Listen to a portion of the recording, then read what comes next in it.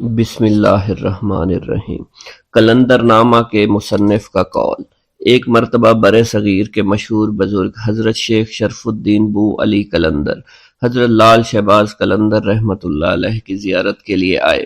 حضرت لال شہباز قلندر کو دیکھتے ہی حضرت شیخ شرف الدین بو علی قلندر یوں مخاطب ہوئے اور ذیل کے اشعار مبارک پڑھے: عجب دیدم بارگاہ قلندر، نجف چوں شہد نور بنور، طواف تربیت آل شاہ سرور، ثواب نمازیاں حج اکبر۔ حضرت داتا گنج بخش کے مزار پر حاضری۔ حضرت لال شہباز قلندر نے پانی پت میں جتنا عرصہ قیام کیا، ریاضت عبادات میں مصروف رہے۔ مختلف بزرگان دین سے شرف ملاقات حاصل ہوئی اور بہت سے بزرگان دین کے مزارات پر حاضری کی سعادت نصیب ہوئی۔ پانی پت سے ملتان تک کا سفر حضرت لال شہباز قلندر نے براستہ لاہور طے کیا۔ تاریخ کی کتب کے مطابق آپ نے لاہور میں 40 روز تک قیام کیا۔ لاہور میں قیام کے دوران حضرت لال شہباز قلندر نے اپنا زیادہ تر وقت سرتاج الاولیاء سید علی بن عثمان الحجویری الجلابی المعروف حضور داتا گنج بخش رحمۃ اللہ علیہ کے مزار مبارک پر گزارا۔ اس کے علاوہ آپ نے حضرت شیخ سید حسین زنجانی، حضرت شیخ سید یعقوب زنجانی اور حضرت سید اسحاق زنجانی کے مزارات پر بھی حاضری دی اور ان مزارات پر مراقبہ کا سلسلہ بھی جاری رکھا۔ ملتان شریف آمد اور اولیاء کاملین سے حصول فیض۔ حضرت لال شہباز قلندر لاہور میں قیام کے بعد ملتان شریف روانہ ہوئے اور یہی وہ جگہ تھی جہاں سے آپ کا سیون شریف کی طرف سفر مبارک شروع ہوا۔ حضرت بو علی قلندر نے آپ کو ملتان جاننے کا جو اشارہ فرمایا تھا، اس کی بڑی وجہ یہ تھی کہ ملتان اس وقت بہت بڑے جلیل القدر بزرگان دین کا مرکز تھا۔ ملتان اور اس کے گرد و نواح میں اس وقت حضرت بابا فرید الدین مسعود گنج شکر رحمۃ اللہ علیہ، حضرت بہاؤالدین ذکریہ ملتانی، حضرت جلال الدین سرخ بخاری کا تذکرہ زبان زد عام تھا۔ ان کے علاوہ حضرت بہاؤالدین ذکریہ ملتانی کے بیٹے صدر الدین عارف بھی موجود تھے۔ حضرت لال شہباز قلندر رحمۃ اللہ علیہ نے ان چاروں بزرگان دین کی صحبت سے بھرپور فائدہ اٹھایا اور ان حضرات کے قرب میں رہ کر ریاضت و عبادت کی منازل کو طے کیا اور ان سے تصوف و سلوک پر مذاکرات بھی کیے۔ 7ویں صدی ہجری کے دوسرے عشرے کے دوران ہندوستان پر مسلمانوں کی حکومت قائم ہو چکی تھی، لیکن پھر بھی کچھ علاقوں میں ابھی تک ہندو راجہ ہی برسر اقتدار تھا۔ ان میں سے زیادہ تر ہندو راجہ مسلمان بادشاہوں کے خراج گزار تھے۔ انہی ہندی راجاؤں میں ایک راجہ سوستان تھا، اس کا نام سیہون تھا۔ سیہون حیدرآباد سندھ سے 88 میل کے فاصلے پر کیرتھر کی پہاڑیوں پر واقع ایک شہر تھا۔ اس شہر کو تاریخی حیثیت حاصل ہے۔ مورخین کے مطابق اس وقت سیون کا حاکم راجہ جیرجی تھا، جو چوپٹ راجہ کے نام سے مشہور تھا۔ سیون میں ان دنوں چوپٹ راجہ کے ظلم و ستم کا چرچا تھا۔ لوگ اس کے ظلم و ستم سے تنگ تھے، کوئی ہمت کرنے کو تیار نہ تھا۔ ایسے میں ایک درویش نے سیون کا رخ کیا۔ اس درویش کا نام طالب سکندر منقول ہے۔ اس درویش نے سیون آنے کے بعد یہ نعرہ لگایا کہ میرے مرشد لال سائیں تشریف لانے والے ہیں۔ ابتدا میں اس درویش کا کوئی ٹھکانہ نہ تھا، بلکہ اکثر سیون کے مختلف علاقوں میں دیکھا جاتا تھا۔ اس کا معمول یہ تھا کہ روزانہ قلعہ سیون کے باہر جا کر کھڑا ہو جاتا اور اپنا قلندرانہ نعرہ لگاتا، جس سے چوپٹ راجہ نہ صرف مشتعل ہو جاتا بلکہ انتہائی خوفزدہ بھی ہو جایا کرتا تھا۔ اللہ کرے ہمارا نجات دہندہ جلد آ جائے اور ہمیں چوپٹ راجہ کے ظلم و ستم سے نجات حاصل ہو جائے۔ یہ فریاد عام لوگوں کی تھی اور وہ اکثر یہ کہا کرتے تھے۔ پھر ایک اور درویش اپنے چند خدمتگاروں کے ہمراہ سیون آیا۔ اس نے اس محلے میں سکونت اختیار کی جہاں تک زیادہ تر آبادی طوائفوں پر مشتمل تھی۔ رات بھر مختلف مکانوں سے ناچنے گانے کی آوازیں آیا کرتی تھیں۔ شیخ، یہاں سے جلد از جلد چلا جانا چاہیے، یہ بستی ہمارے رہنے کے لائق نہیں، ہم لوگ غلطی سے طوائفوں کے ایک محلے میں آ بسے ہیں۔ درویش بولا، مسلمانوں کو اس لیے پیدا نہیں کیا گیا کہ وہ سازگار ماحول میں اپنے روز و شب بسر کرے، اور چند روزہ زندگی گزار کر واپس چلے جائے۔ مسلمان ایک چراغ کے مثل ہے، جہاں تاریکی دیکھے وہاں چلا جائے، اپنے وجود سے ظلمتوں کو دور کرے۔ بے شک اس وقت ہم فاسقوں فاجروں کی بستی میں خیمہ زن ہیں، مگر ہمارا قیام عارضی نہیں، یہاں درویشوں کا ڈیرا مستقل ہوگا۔ اللہ اپنی قدرت سے اس بستی کی تمام غلاظتیں دور فرما دے گا اور پاک ہے، اور وہی اپنی پاکی کے صدقے میں اس زمین کی ساری کثافتیں دھو ڈالے گا۔ بسم اللہ الرحمن الرحیم۔ مہراج یہ وہی شخص ہے جس کے ہاتھوں آپ کی زندگی اور اقتدار کو شدید خطرہ لاحق ہوگا۔ بالآخر چوپٹ راجہ نے اپنے علاقے کے کچھ جادوگروں کو طلب کیا اور درویش کے بارے میں مشورہ کیا۔ بہت غور و فکر کے بعد تمام جادوگر ایک ہی نتیجے پر پہنچے اور ان بدبختوں نے چوپٹ راجہ کے روبرو اس مسلمان درویش کی روحانی طاقتوں کا اعتراف کرتے ہوئے کہا، مہاراج اس شخص کی اڑان بہت اونچی ہے، بدقسمتی سے ہمیں اس مقام تک رسائی حاصل نہیں ہے، ہمارا علم و ہنر مسلمان درویش کا کچھ بھی نہیں بگاڑ سکتا۔ جادوگروں کے اس اعتراف پر چوپٹ راجہ بہت برہم ہوا اور ان سے کہا، جب تم لوگ میرے دشمن کو دفع نہیں کر سکتے تو پھر تمہارا عدم اور وجود دونوں برابر ہیں۔ اس دوران ایک جادوگر نے چوپٹ راجہ سے کہا، اگر ایک ترکیب پر عمل کیا جائے تو اس سے آپ کو اپنے دشمنوں سے چھٹکارا مل سکتا ہے۔ چوپٹ راجہ نے وہ ترکیب پوچھی تو جادوگر نے کہا، اگر کسی طرح مسلمان درویش کے شکم میں حرام غذا داخل کر دی جائے تو اس کی ساری روحانی طاقت زائل ہو جائے گی اور پھر ہمارے پاس جادو کی شکتی اس پر غالب آ جائے گی۔ چوپٹ راجہ نے جادوگر کا یہ مشورہ قبول کر لیا اور پھر کچھ دن تک درویش کی خدمت میں حاضر ہو کر اپنے عقیدت کا اظہار کرتا رہا۔ یہ چوپٹ راجہ کی سیاسی چال تھی اور وہ اپنے منافقانہ عمل سے یہ تاثر دینا چاہتا تھا کہ اس نے مسلمان درویش کے وجود کو تسلیم کر لیا ہے۔ آخر چوپٹ راجہ نے ایک روز کسی حرام جانور کا گوشت پکوایا، کئی خوان سجا کر مسلمان درویش کی خدمت میں بھیج دیے۔ خدمت گاروں نے چوپٹ راجہ کی نظر قبول کی اور تمام خوان اپنے مرشد کی خدمت میں پیش کر دیے۔ درویش نے خدام سے پوچھا، یہ کیا ہے؟ خدام نے عرض کیا، راجہ نے آج فقیروں کی دعوت کی ہے۔ درویش نے خان سے کپڑا اٹھایا اور کھانا دیکھتے ہی درویش کا رنگ متغیر ہو گیا، پھر چہرے پر غیظ و جلال کے آثار نمایاں ہوئے۔ خدام حیرت و سکوت کے عالم میں مرشد کی بدلتی ہوئی کیفیت کو دیکھ رہے تھے۔ ہمارا خیال تھا کہ وہ کافر اتنی نشانیاں دیکھنے کے بعد ایمان لے آئے گا، مگر جس کی تقدیر میں ہلاکت و بربادی لکھی جا چکی ہو اسے اللہ کے سوا کوئی ٹال نہیں سکتا۔ یہ فرما کر درویش نے کھانے سے بھرا ہوا خوان الٹ دیا۔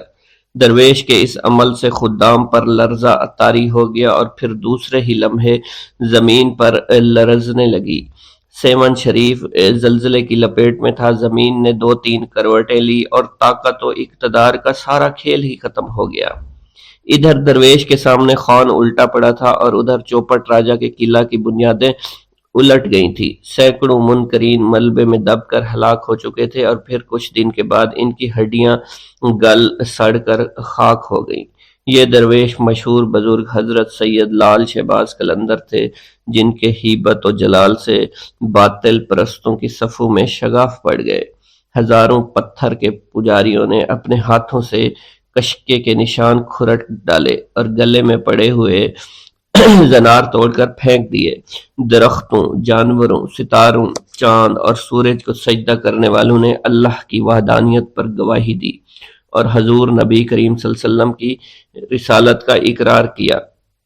کتب سیر میں منقول ہے کہ حضرت لال شہباز قلندر کے خوف سے جو طوائفیں ترک سکونت اختیار کر کے کسی اور محلے میں چلی گئی تھی، انہیں سکون قلب میسر نہیں ہو سکا، یہاں تک کہ وہ حضرت لال شہباز قلندر کی خدمت میں دوبارہ حاضر ہوئیں۔ آپ کے دست مبارک پر طائب ہو کر حلقہ اسلام میں داخل ہو گئی۔ حضرت لال شہباز قلندر سیون شریف میں 649 ہجری میں تشریف لائے اور اس ضمن میں انہوں نے ایک فارسی شعر سے تاریخ نکالی ہے۔ چوں باز آشیانہ قدس شہباز سیوستان را رمودہ جنت آسا خود تاریخ از روئی اخلاص نمود آفتاب دین گفتہ اخلاص کے پہلے حرف الف کے عدد آخری مصرع کے عدد سے جمع کیے جائیں تو 649 ہجری برآمد ہوگا۔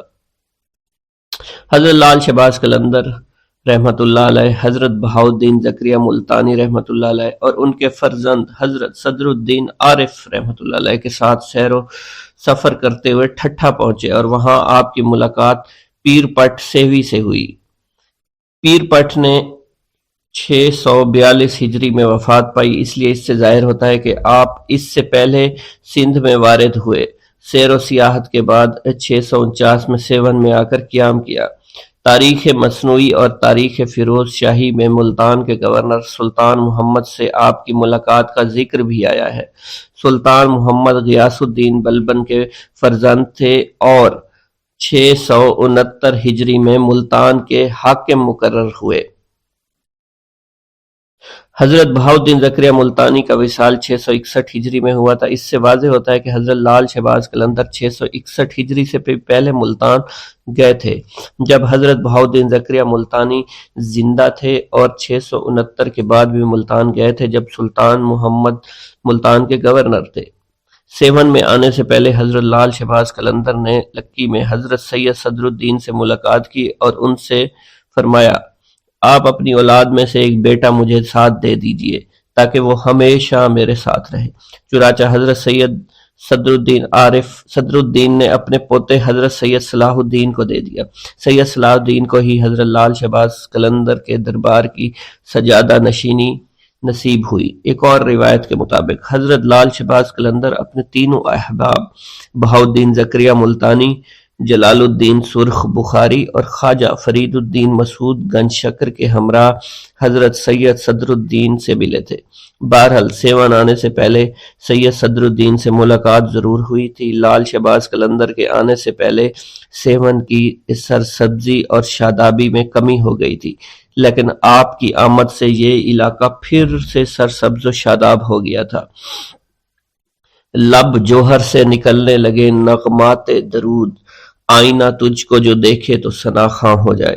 لال شہباز قلندر نے سندھ میں آ کر یہاں کے عوام کی روحانی اور اخلاقی اصلاح کی تھی۔ اصلاحی و تبلیغی مشاغل جاری کیے، لیکن تاریخ پر تاریکی کے گہرے پردے پڑے ہونے کی وجہ سے ہم اس تفصیل سے آگاہ ہی نہیں۔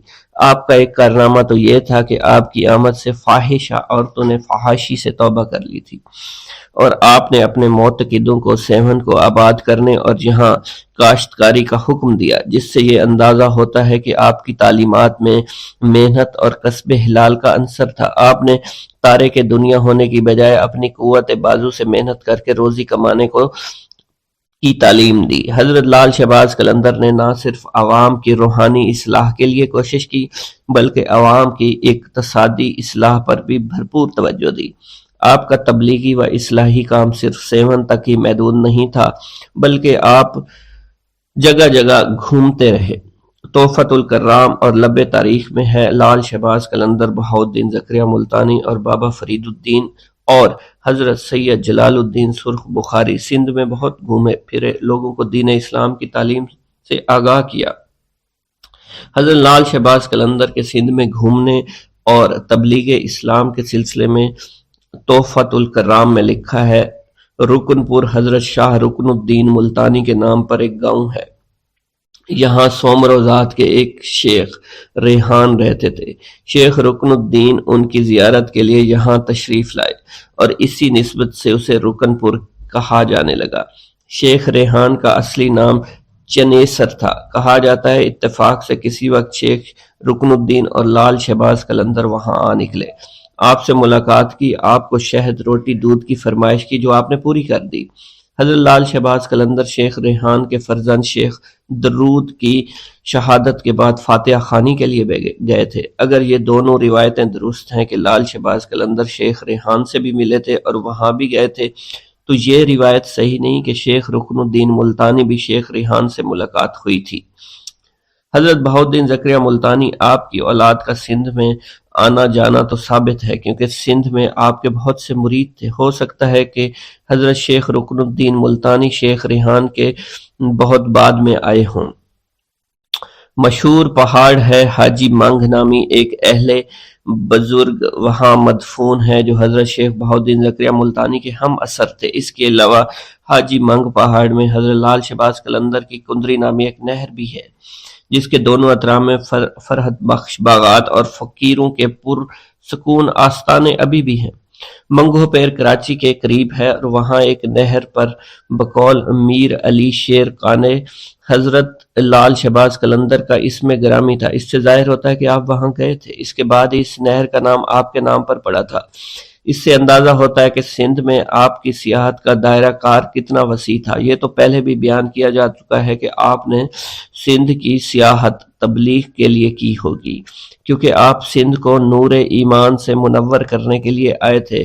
حیدرآباد کے قریب گنجا تکر کے نزدیک غلام حسین میں حضرت لال شہباز قلندر کے چلہ کی جگہ مشہور ہے، جس سے اندازہ ہوتا ہے آپ نے حیدرآباد کی طرف بھی سیر و سیاحت کی۔ اس کے علاوہ ایک اور روایت میں آتا ہے کہ آپ نے حیدرآباد کے اطراف میں ساجن سوائی میں طارق الطویل سے بھی ملاقات کی۔ ایک اور روایت کے مطابق حضرت لال شہباز قلندر رحمت اللہ علیہ نے ٹھٹھا کے پیر پٹا سے بھی ملاقات کی۔ مولانا عبد القادر نے تصنیف حدیقت الاولیاء میں لال شہباز قلندر اور پیر پٹا کے درمیان تعلق کو یوں بیان کیا ہے: شیخ پٹا سرور سلطان دین، فارس میدان عرفان و یقین، واصل حق صاحب صدق و صفا، مظہر مجموعہ انوار حق، در من غار جبل مائی گرفت، لال وش در سنگ خار جا گرفت، از خلائق دور باحق در حضور،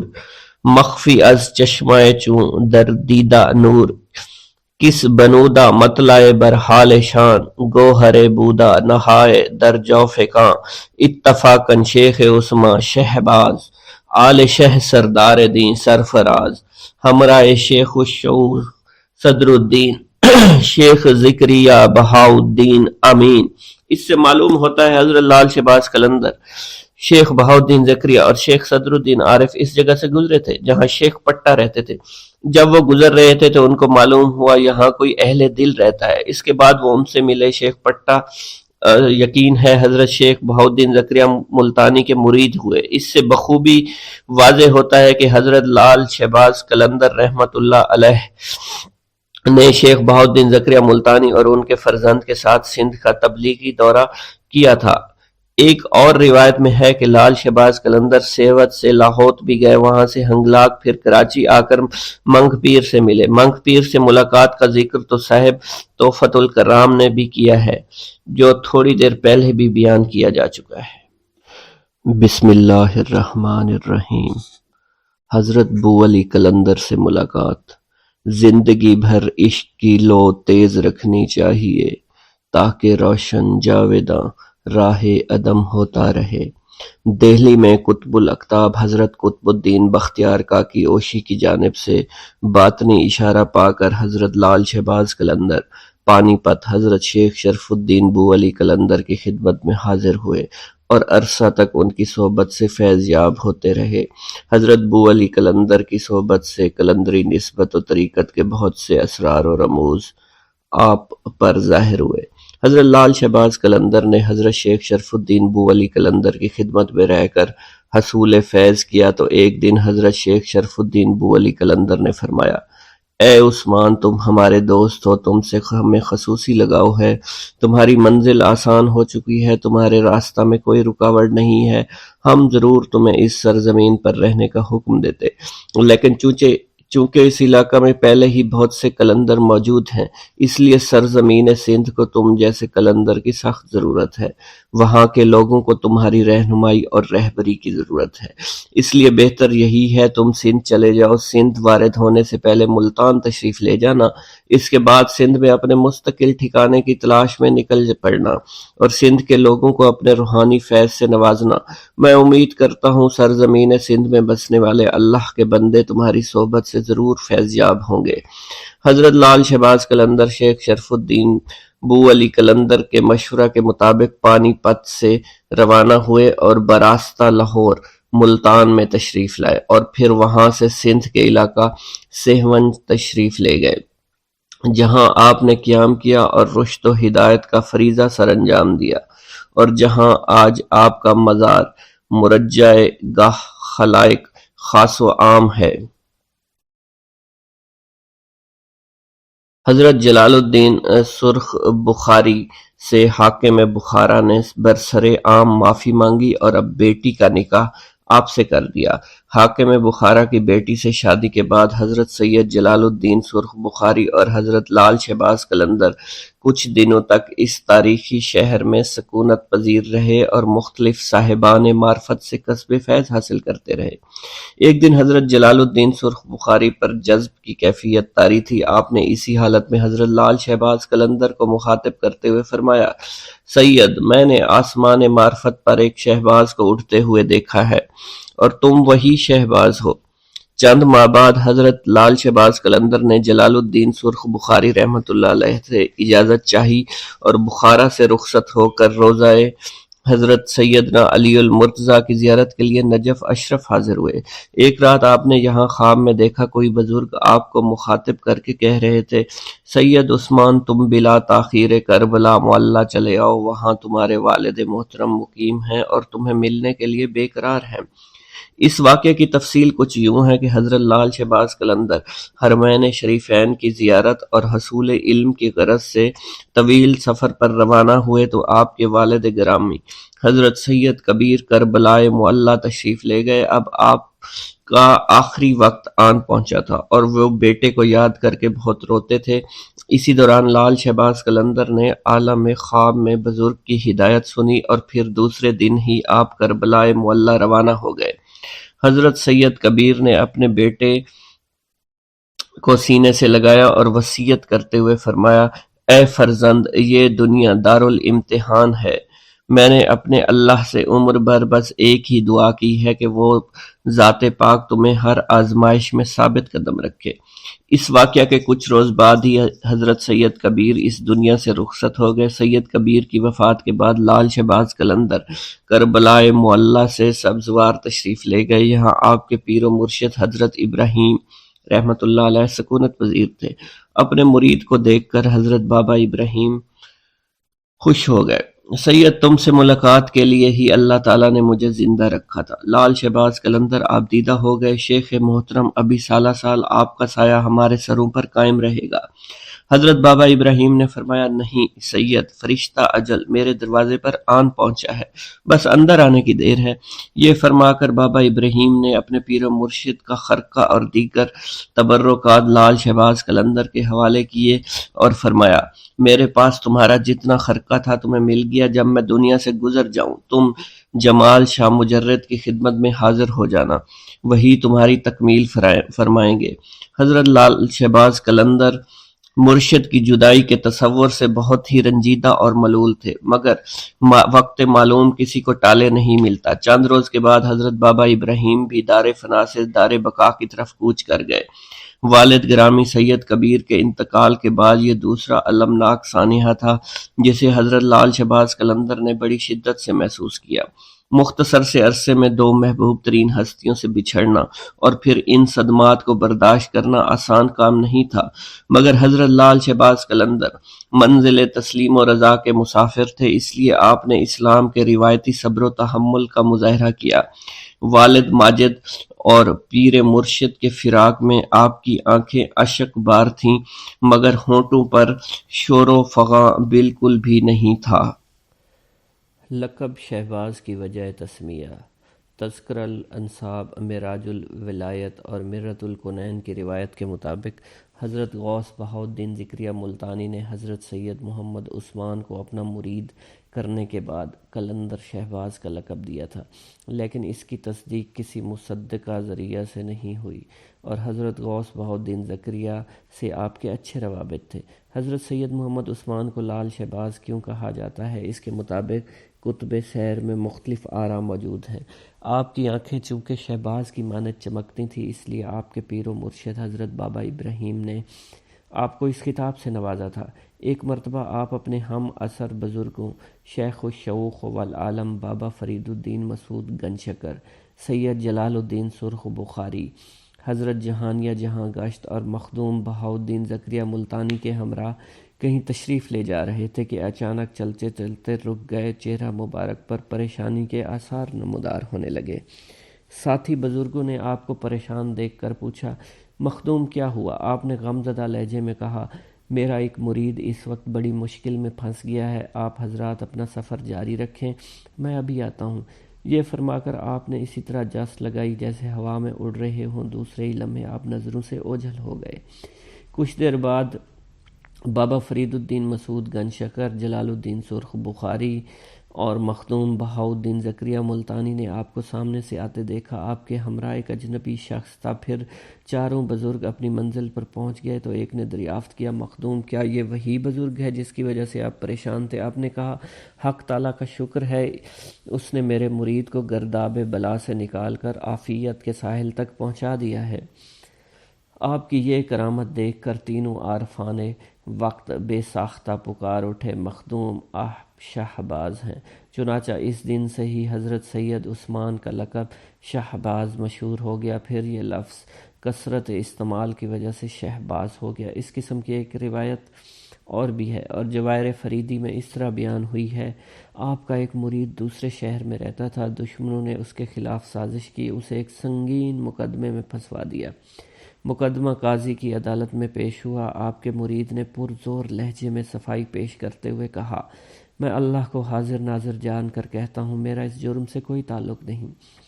قاضی کو ایک مسلمان کے بیان پر یقین آ گیا۔ مخالفین نے عدالت میں جھوٹے گواہ کھڑے کر دیا۔ وہ لوگ بھی اللہ کو حاضر ناظر جان کر قسمیں اٹھاتے رہے کہ یہ شخص مجرم ہے، موت کے خوف سے جھوٹ کا سہارا لے رہا ہے۔ قاضی نے آپ کے مرید سے کہا، تمہارے خلاف بہت سی شہادتیں موجود ہیں، اگر تم ایک بھی گواہ پیش کر دو میں تمہیں رہا کر دوں گا۔ دشمن بہت ہی زیادہ با اثر تھے، اس لیے آپ کے مرید کے حق میں کوئی ایک گواہی نہیں آئی۔ نتیجتاً قاضی نے اسے پھانسی کی سزا سنائی۔ آپ اپنے بزرگ دوستوں کے ہمراہ سفر میں تھے، آپ کو مرید کی پکار سنائی دی، آپ نے اس کا حال دیکھا، سپاہی اسے کھینچتے ہوئے پھانسی کی تختے کی طرف لے جا رہے تھے۔ اسی دوران مغرب کی جانب سے سیاہ آندھی اٹھی، چاروں طرف پھیل گئی، ہر جانب اندھیرا پھیل گیا، پھر گرد و غبار صاف ہوا تو سپاہی حیرت سے منہ تک رہے تھے۔ قیدی کہیں غائب ہو چکا تھا جسے کچھ دیر بعد پھانسی دینے والی تھی۔ آپ اپنے مرید کو چھڑا کر لے گئے۔ قلندر کے اس روحانی تصرف کو دیکھ کر ان کے ہم عصر بزرگوں نے آپ کو شہباز کا لقب دیا تھا۔ حضرت لال شہباز قلندر آذربائیجان کے ایک گاؤں مروند میں پیدا ہوئے۔ محبوب علی چند کی تحقیق کے مطابق آپ کا حقیقی وطن مروند ہی ہے۔ مرند نامی شہر دریائے خودی کے دہانے پر دریا کی ایک شاخ کے کنارے واقع ہے جو کہ خودی دریا میں آ کر ملتی ہے۔ یہ شہر آذربائیجان کی حدود میں ہے اور تبریز سے جانب شمال تقریباً 40 میل کے فاصلے پر ہے۔ حضرت لال شہباز قلندر کے والد بزرگوار حضرت سید کبیر الدین کی ولادت مروند میں ہوئی۔ حضرت لال شہباز قلندر کے والد کو ابراہیم جوابی کے لقب سے یاد کیا جاتا ہے۔ اس لقب کی وجہ ایک مرتبہ مسائل غسل و وضو پر طالب علموں کی ایک جماعت نے آپ سے بہت سے سوال کیے، جس کے جواب آپ نے نہایت سہل اور جامع الفاظ میں فی الفور دے دیے، جس کی بنا پر آپ جوابی کہلانے لگے۔ آپ کو سیر و سیاحت کا شوق تھا۔ آپ شہید کربلا امام حسین کے بازار اقدس کی زیارت کے لیے کربلا معلیٰ تشریف لے گئے اور وہاں سے معرفت ولایت کے اسرار و رموز میں آپ کو بے پناہ آگاہی حاصل ہوئی۔ حضرت سید کبیر الدین کا زیادہ وقت عبادت اور ریاضت میں گزرتا تھا۔ آپ درجات عرفان میں یکتائے زمانہ تھے۔ آپ نے اپنی آخری عمر میں بادشاہ وقت کی صاحبزادی سے شادی کی جو ایک خواب کی مرہون منت ہے۔ سید کبیر الدین نے خواب میں دیکھا قلندروں کی ایک جماعت دف بجا کر گا رہی ہے، بلند آواز سے کہتی جا رہی ہے، سید ابراہیم کبیر الدین کا بیٹا قلندروں میں اعلیٰ شان کا امیر قلندر ہوگا۔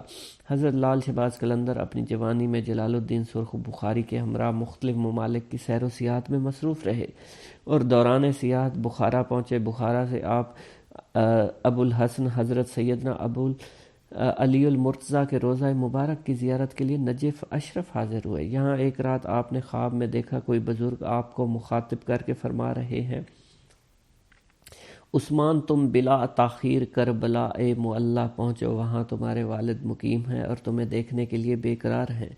کہ کتب سیر میں اس واقعہ کی تفصیل کچھ اس طرح سے ہے کہ لال شہباز قلندر حرمین شریفین کی زیارت اور حصول علم کے لیے طویل سفر پر روانہ ہوئے تو آپ کے والد گرامی حضرت سید کبیر الدین کربلائے معلیٰ تشریف لے گئے۔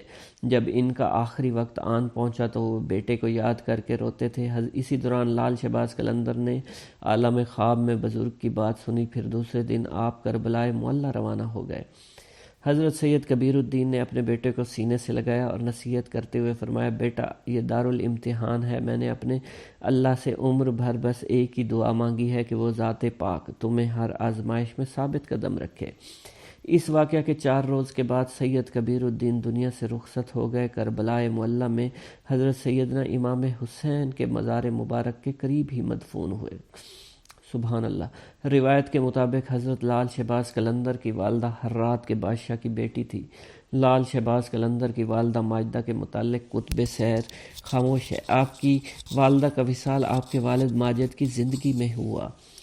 آپ کے والد بزرگوار کی سیاحت کے دوران 20 برس تک اپنی والدہ کے پاس رہے۔ دل میں آرزو تھی کہ اپنے گاؤں سے باہر جا کر علم دین حاصل کریں، مگر جب بھی ارادہ کیا تو والدہ کی اطاعت نے راستہ روک لیا۔ آپ نے اپنا ارادہ یوں ملتوی فرما دیا۔ یہ سلسلہ 20 برس تک چلتا رہا۔ آپ نے اپنی جوانی کے ایام والدہ کی خدمت میں گزار دیے۔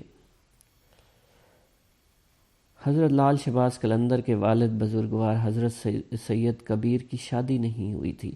ایک رات سید کبیر نے خواب میں دیکھا نہایت پرفضا مقام ہے، ہر جانب دلکش باغات سبزہ ہے، میوہ جات درخت ہیں، ان کے قریب صاف و شفاف پانی کی نہریں بہہ رہی ہیں، طائران خان الحان نغمے گا رہے ہیں۔ اچانک ایک گوشے سے سرخ رنگ والا خوبصورت بچہ نمودار ہوا، آپ سے مخاطب ہو کر کہتا ہے مجھے اس مقام سے باہر لائیے۔ کبیر صاحب کچھ دیر تک اس خوبصورت بچے کو دیکھتے رہے، پھر مسکراتے ہوئے فرمایا جنت سے باہر آنا افضل ہے۔ جیسے ہی حضرت سید کبیر کی زبان سے یہ الفاظ ادا ہوئے بچہ نظروں سے اوجھل ہو گیا، اس کے ساتھ سید کبیر کی آنکھ کھل گئی۔ دوسرے دن وہی خواب دیکھا، وہی بچہ، مخاطب کہتا ہے مقام سے باہر لاؤ۔ آپ نے پھر فرمایا جنت سے باہر آنا افضل ہے۔ آپ اس کی بار بچہ خاموش نہیں رہا، اس لیے آپ سے کہا دنیا میں ظاہر ہونا بھی اچھا ہے، اور یہ کہہ کر وہ بچہ غائب ہو گیا۔ بچے کے نظروں سے اوجھل ہوتے ہی سید کبیر بیدار ہو گئے۔ فجر کی اذان شروع ہو گئی، ارض و سما کی وسعتوں میں اللہ تعالیٰ کی کبریائی بیان ہونے لگی۔ دوسری مرتبہ اسی بچے کو خواب میں دیکھنے کے بعد سید کبیر کچھ مضطرب سے ہو گئے۔ پھر آپ ایک بزرگ کی خدمت میں حاضر ہوئے جو تعبیر کے ماہر تھے۔ بزرگ نے آپ کا خواب سننے کے بعد دریافت فرمایا، سید کیا آپ شادی شدہ ہیں؟ سید نے نفی میں جواب دیا۔ وہ بزرگ بولے قدرت چاہتی ہے آپ جلدی سے شادی کر لیں، وہ بچہ آپ ہی کا ہے جسے قدرت عدم سے وجود میں لانا چاہتی ہے۔ سید کبیر نے بزرگ کی بات سن کر حیرت کا اظہار کیا۔ لب تاریخ کی روایت کے مطابق ہرات کے بادشاہ نے بھی ایک خواب دیکھا تھا، اسے خواب میں ہدایت کی گئی وہ اپنی بیٹی کا عقد حضرت سید کبیر سے کر دیں۔ الغرض یہ شادی ہو گئی۔ پھر حضرت سید کبیر لال شہباز قلندر اس جہان فانی میں تشریف لائے۔ لب تاریخ کے مؤلف نے بادشاہ اس کی بیٹی کے نام تحریر نہیں کیے گئے۔ میری بیٹی میں تم کو یہ بشارت دیتی ہوں کہ تمہارا فرزند اللہ کا محبوب ترین بندہ ہوگا۔ حضرت رابعہ بصری نے ایک رات خواب میں آپ کی والدہ کو بتایا، میری بیٹی میں تم کو یہ بشارت دیتی ہوں تمہارا فرزند اللہ کا محبوب برگزیدہ بندہ ہوگا اور مشہور قلندر ہوگا، اس کی ذات سے اللہ تعالیٰ بے شمار گناہگاروں کی توبہ قبول فرمائیں گے۔ میری بیٹی جب وہ پیدا ہو تو اس کے دونوں کانوں میں بلند آواز سے کلمہ طیبہ کہنا اور اپنے فرزند کو میرا سلام کہنا۔ ویران یہ دل حال زبوں دیدہ پرنم، خاموش ہیں لیکن لب اظہار بہت ہیں، فیضان جنوں سے ہمیں آسان نظر آئے وہ مرحلے جو عشق میں دشوار بہت ہیں۔ ہے تجھ کو اختیار مٹا دے کے شاد کر، تیرا ہی گھر ہے یہ دل سوزاں کہیں جسے۔ حضرت لال شہباز قلندر کے چہرہ مبارک پر اس قدر حسن و جمال تھا کہ آپ کی پیشانی کے نور سے 14ویں کے چاند کی چاندنی بھی مات ہو جایا کرتی تھی۔ تبریز آذربائیجان سے 40 میل کے فاصلے پر مروند واقع ہے۔ اس میں ایک قلعہ اور خوبصورت مسجد ہے اور مروند کو چاروں طرف سے باغات نے گھیر رکھا ہے۔ انہی باغات، مسجد اور دیگر تاریخی جگہوں پر روحانیت کے اس پروانے نے اپنی زندگی کے ابتدائی دن گزارے اور ریاضت و ولایت کی منازل کو طے کرتا ہوا ایک دن شہباز قلندر کے نام سے روشن ہوا، جس کی ذو فشانی سے آج سیہون شریف منور اور تاباں ہے۔